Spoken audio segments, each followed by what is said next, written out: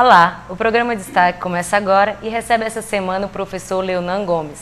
Ele é gestor em modernização pública, já foi coordenador da equipe do Movimento de Educação de Base, MEB, no município de Sobral e em Fortaleza. Foi pró-reitor de extensão da Universidade Estadual Vale do Acaraú. Hoje é diretor da Editora Universitária de Sobral e faz parte do secretariado do Fórum Permanente pela Educação. Professor Leonan, obrigado pela sua presença. Fala um pouco da sua experiência no MEB. Bom, eu devo dizer que quando talvez você nem tivesse nascido, eu já estava perdendo meu primeiro emprego por trabalhar com educação de jovens e adultos.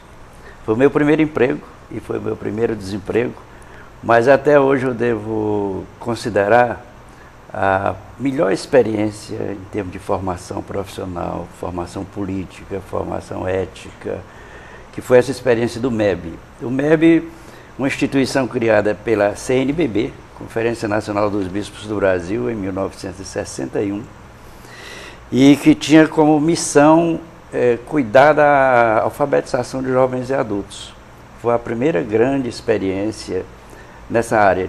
O Brasil, o governo brasileiro não tinha.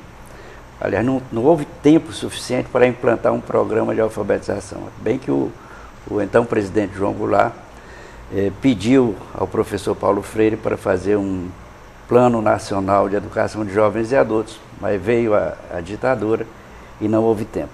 Mas mesmo assim o MEB sobreviveu por algum tempo, ainda hoje existe, apesar de muitas dificuldades, mas teve muitas dificuldades também no tempo da ditadura, e foi a primeira experiência de alfabetização de jovens e adultos usando o rádio como o instrumento principal de alfabetização. Talvez hoje, para muitas pessoas, seja até uma causa de admiração, alfabetizar pelo rádio. Não é? Hoje, alfabetizar pessoalmente é difícil, imagine pelo rádio. Né? Pois é, e a gente conseguia esse trabalho de alfabetização. Nós começamos em Sobral, eu digo eu, pessoalmente, comecei em Sobral, como coordenador da equipe do MEB, lá de Sobral. Depois vim para Fortaleza e aqui nós realizamos uma experiência extraordinária, usando o rádio, já não mais para um trabalho de alfabetização no sentido tradicional, mas para uma ação política de organização comunitária. E aí o rádio, em 69, 70, a gente já não acreditava muito na força do rádio, uma parte da equipe. Aí eu propus uma última experiência, que foi usar o rádio com uma linguagem voltada para as pessoas do meio rural. E nós tivemos um grande êxito, porque conseguimos que mais de 300 comunidades rurais se organizassem para escutar diariamente esse programa de rádio. Isso era feito através da Rádio Assunção, que naquela época tinha uma audiência incrível em todo o Ceará. Né? A televisão não tinha grande força. Então o rádio era um grande instrumento, que ainda hoje eu acredito que o rádio é um instrumento insubstituível para informação e para a formação. Pena que é pouco usado para essa área. Mas nós tínhamos uma audiência em 300 comunidades rurais. Qual foi o segredo dessa audiência? Porque nós criamos um programa de rádio que se identificava com o ouvinte. Se preocupava menos com o conteúdo, aliás, com a forma de falar, e mais com a mensagem que transmitia.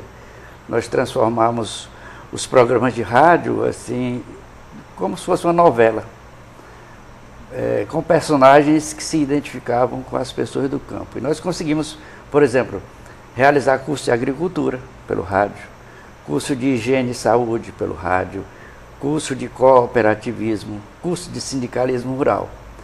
Mas aconteceu um fato interessante. À medida que as pessoas da zona rural se interessavam pelo programa, pelo conteúdo, atraídos pela forma, porque a gente tinha um grupo de personagens que se identificava com as pessoas do campo. Era mais ou menos o seguinte: na segunda-feira a gente apresentava um programa com conteúdo, na terça-feira esse mesmo conteúdo voltava ao ar pela linguagem dos personagens. E isso foi o grande segredo que identificou o rádio com os ouvintes.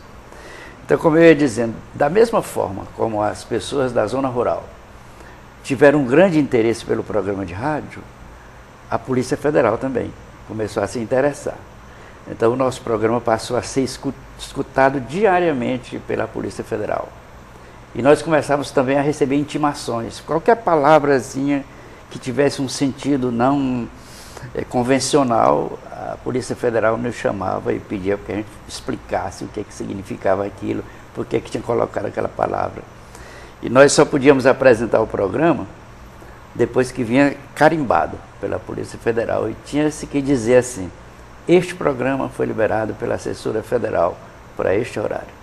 E aí a gente começava o programa. Tudo ao vivo, não tinha nada gravado, não tínhamos condições de gravar nada, até porque não existiam os equipamentos para gravação, tudo era feito ao vivo. Mas tinha uma audiência muito grande pelo conteúdo que a gente passava, essas ideias de organização comunitária que a gente já conseguia naquela época. Então foi uma grande experiência para mim pessoalmente, para todos os que tivemos a oportunidade de trabalhar no MEB, foi uma experiência muito enriquecedora. Hoje nós temos muitas pessoas que passaram pelo MEB, que estão na universidade, que estão na administração pública e que agradecem a essa experiência, fora o benefício grande que ficou na zona rural para as populações que ouviram e participaram dessa programação. Professor, diante desse quadro em que nosso estado se encontra com a educação de péssima qualidade, na sua opinião, que fatores estão dificultando a melhoria da qualidade da educação no estado? Eu não acho que seja de péssima qualidade.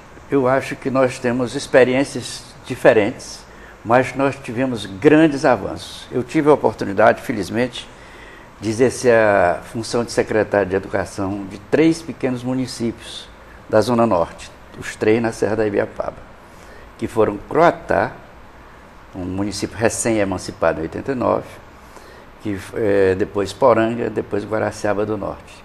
E naqueles 3 municípios nós conseguimos realizar um trabalho que marcou. Por quê? Porque nós demos ênfase na participação popular. Foi a grande saída e que depois transformou-se, inclusive, na minha dissertação de mestrado, que tem como tema o seguinte: em educação, sem participação não há mudança.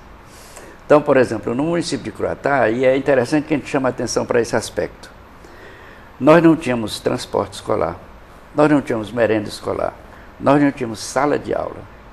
Os nossos professores, 90%, só tinham a 4ª série.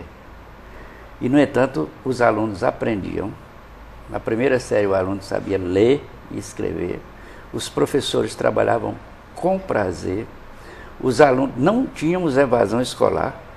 Nós não tínhamos prédios para os alunos. Tínhamos 2 prédios na cidade, cada prédio com 2 salas de aula. Os demais alunos eram acomodados em salas de visitas de residências que a gente alugava. Então, não havia uma sineta, não havia um bedel para ficar orientando o aluno para ir para a sala de aula.